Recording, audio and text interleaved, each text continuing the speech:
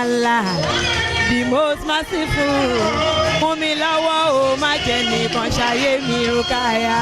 Ẹ̀yin tèmi orúkọ tèmi ni Alájà Rukayat Aláwìyé Bàṣírí ni. Ṣé ti gbọ́ ń pa ẹ̀ nípa Bísí ológe ṣò? Fún ayẹyẹ lóríṣiríṣi lọ́tún lọ́sùn. Ṣé bá fẹ́ kó gbọ́ nípa yín nípa ayẹyẹ yín káàkiri àgbáláyé? Ẹ kàn sí Bísí ológe ṣò lórí YouTube, lórí Facebook, lórí Twitter, lórí Instagram. In fact, Bísí ológe they are the best. Love you.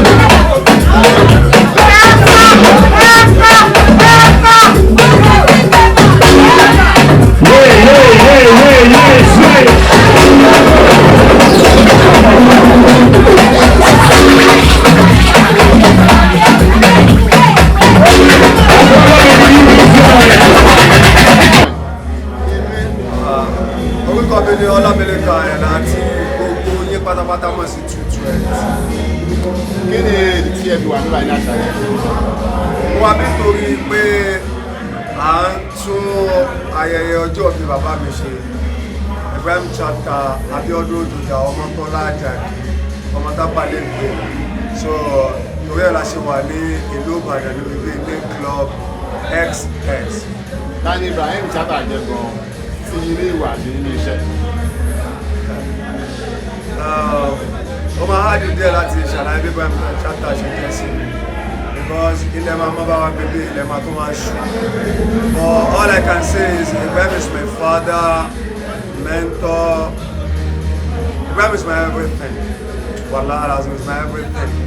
Ibrahim jẹ́ nǹkan dáadáa tí máa ṣẹlẹ̀ sí yẹn tí yẹn máa ń dúpẹ́ pé Ọlọ́run dúpẹ́ pé nǹkan máa ṣẹlẹ̀ sí.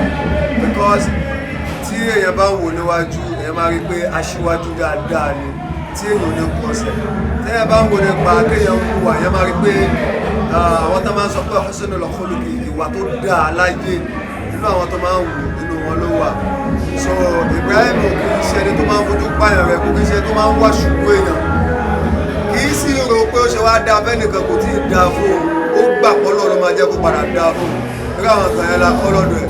So Ibrahim Chatta is everything to me. I love so much. I love him. Even nígbà tí when my father was alive, I told my father that bàmí kò ní bàbá mi Ibrahim lórúkọ rẹ̀ kò ṣe rí nù. Àmọ̀ràn lẹ́wà lè ní fún wọn ní ṣókí. Ṣé fún Ibrahim? Bẹ́ẹ̀ni. Àmọ̀ràn tí màá ní fún Àjàdí ni wípé because I do call him Àjàdí pé ó keep doing good.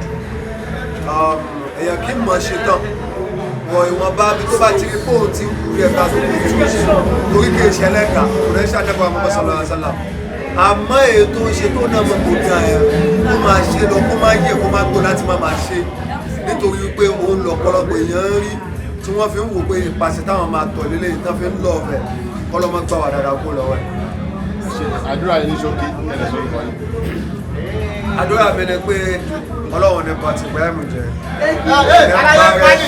kò ní jẹ́ kó tán kò ní fa kó ṣe kò ní jẹ́ kó rí ìnira tí òun bá wá jẹ́ kó rí gbogbo ẹ̀ àtòun àtaya àtọmọ àtẹbí àtara àtọ̀rẹ́ àtòjúlùmọ̀ Ọlọ́run ní jẹ́ fún ara burú lágbára Ọlọ́run ọba yóò rí bẹ́ẹ̀ yóò ṣe bẹ́ẹ̀ àti gbogbo ẹni tí ń gbọ́ mi báyìí tẹ́ tó padà máa wò ó rí bẹ́ẹ̀ fún yín láàbẹ̀wọ̀lá fún ọ̀tá yìí lábẹ́lá.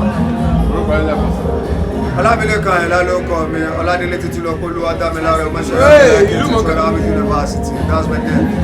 Do alias 220. Ẹ̀ṣẹ̀gàn. I'm Mr. Emmanuel Daniel, CEO, Zenith Estate and Properties Limited. We are here to celebrate our own friend and a brother, Ibrahim. Ibrahim Chatta, and we are here to support him also as a brand, as a company. Yeah.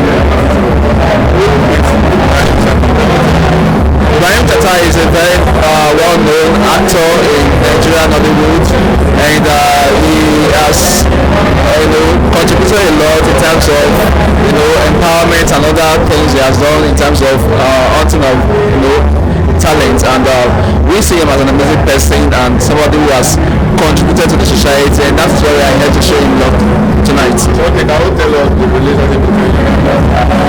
Ibrahim Chatta is very, very close to our own brand. In fact, we are actually one of his favorite fan. Yeah. So and we got to know Ibrahim Chatta through Good Meda, and we are actually close. So I don't want to disclose more about that. What's your prayer? Our own prayer is that God Almighty will sustain him, will keep him, will grant him sound health, will make him achieve more, and by the grace of God, God Almighty will be with him and give him more wisdom to excel in his movie career. Let me know about your company. Alright, Zenith Real Estate and Properties Limited is a private-owned real estate firm that is into estate developments. Currently, we have estates in Ibrahim and also Abeokuta. We have 4 estates in Ibrahim: Case Park Estate, which is close to the train station, Sun City Estate, Yogo Park and Garden, and Achievers Estate at Ido. We have 2 estates at Abeokuta, Greenland Estate, and Treasureland Estate. And amazing thing about Zenith Real Estate and Properties Limited is the fact that in our own company there are things that you don't pay for, we give it to you for free, because our own vision is to make landed properties affordable for everyone within Nigeria. So, and Zenith Real Estate is that we'll be celebrating our 2nd year anniversary this year. I'll be giving 100 free blocks to people that will be subscribing to us. That's number 1. Number 2, we'll be giving a free plot of land through our raffle draw, and we'll be giving amazing gift items like RAM, bag of rice, and other amazing gift items to anyone who subscribe to our own land. So what's your prayer?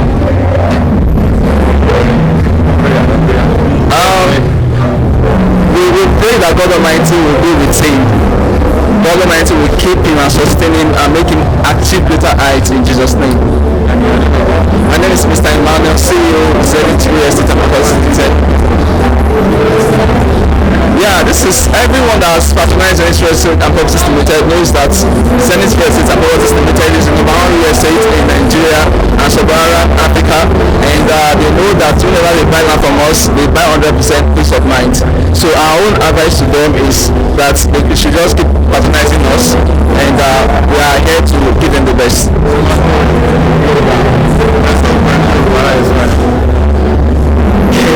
Orúkọ mi ni Mr. Emmanuel láti iléeṣẹ́ Zenith Real Estate and Properties Limited.